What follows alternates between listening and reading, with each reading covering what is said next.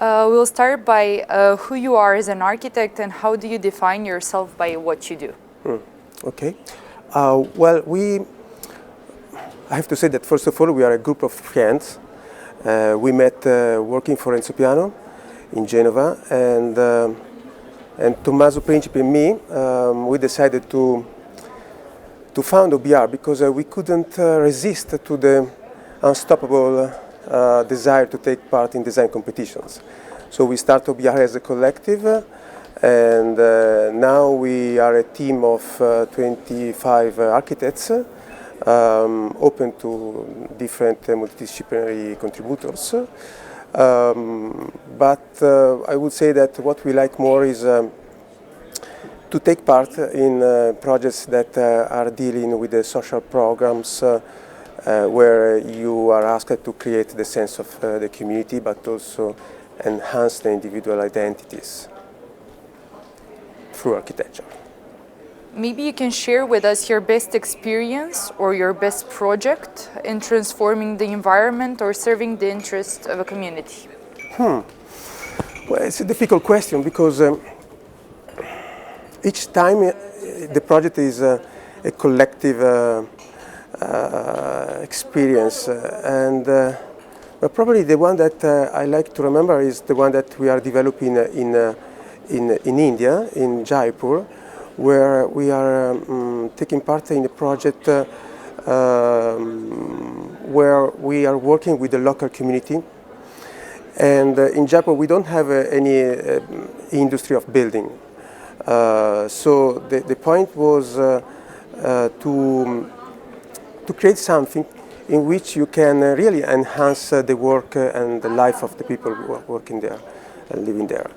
And so together with the artisans, we are creating a shift of paradigm from the small scale of art and craft to the large scale of architecture.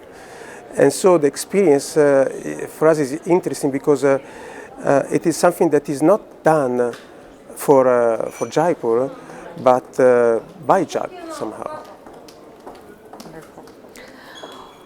What do you think is the power of architecture to change the world, and how can we increase this power to much more efficient? Well,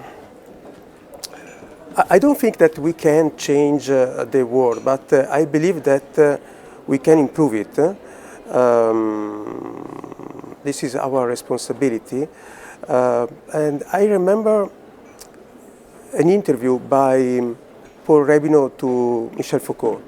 And I remember that the same question was asked to him, and his answer was that the architect can create some social benefit the moment there is a coincidence between the will by the architect to freedom and the real practice of freedom by the people. I believe this is still the point. How do you see the evolution of public interest in the future architecture? Well, you know that in architecture, whatever you do is public, even if it is a private project.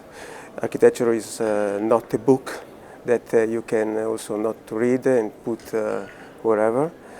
Architecture is here, is there, is inside, is outside, is for everybody.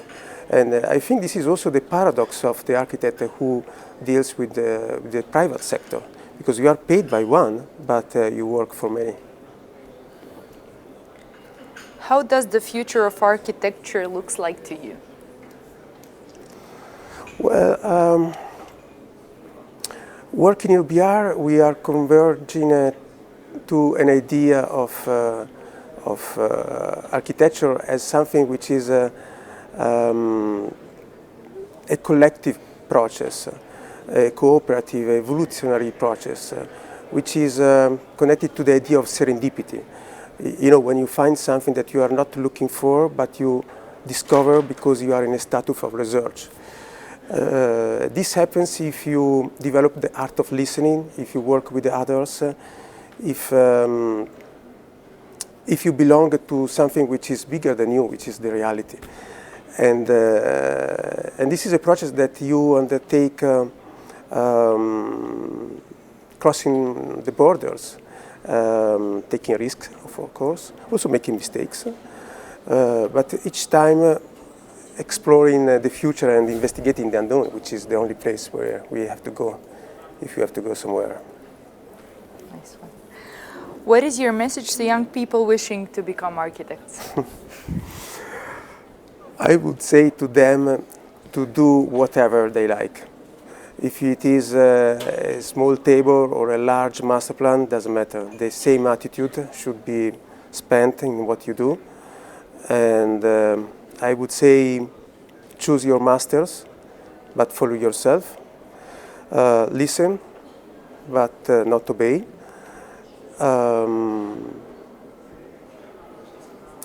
Work hard, making the practice, but dream largely, taking part in design competitions.